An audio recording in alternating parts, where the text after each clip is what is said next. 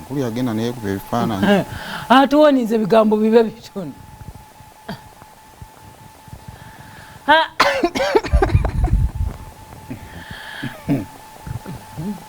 Andi munoonya kuzimba mutima.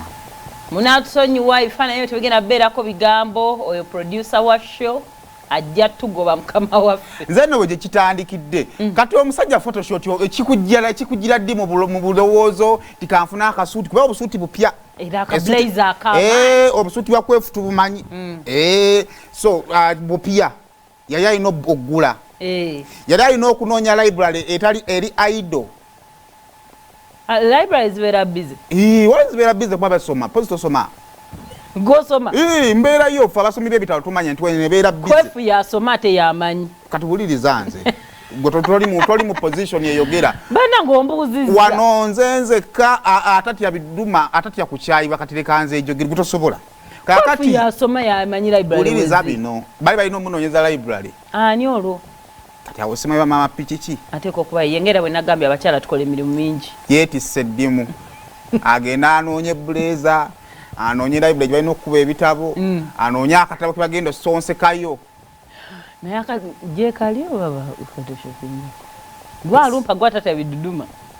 Asono baya akakozesezza oyo ambassador Fabese yasooka. Ati first Facebook friend. Era ne papa byeja ne yamuwahaga.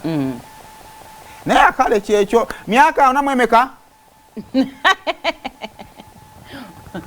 Ono nyampala ndowooza na mama pikiki. Sanga. Happy birthday. Musanga anyiza nubwo mugamba nti alina sugar daddy myaka nawe meka. Gabadde mazali wapazi gali olwakutaano nga tuvudde wano lwamuka. Kati ebifani beno banga bakeero bikuba. Amazali wagali galwamuka. Era mama pikiki mukazi. Anti birthday yinza okufuuka family reunion. Bifaananyi bibyo gulanga we baleese bbiri. I know. Oba tebanabiteeka tasobola kubanga talina. Gamba ku nsi kuno nze nani ndibeerako ddini ekyange. Tewali. N'ebifaananyi bya birthday yange ate biri ate n'abaana bange abakyala nawe totumanyi. Kale happy belated birthday producer ow'amaanyi Dr. Kwefu Mr. Bakulo Mpaji Jackson. Tutandika just chapter jala kwebaza abantu bananga abaze kula bonito kumali nako 3. Banaye. Mu economy eno.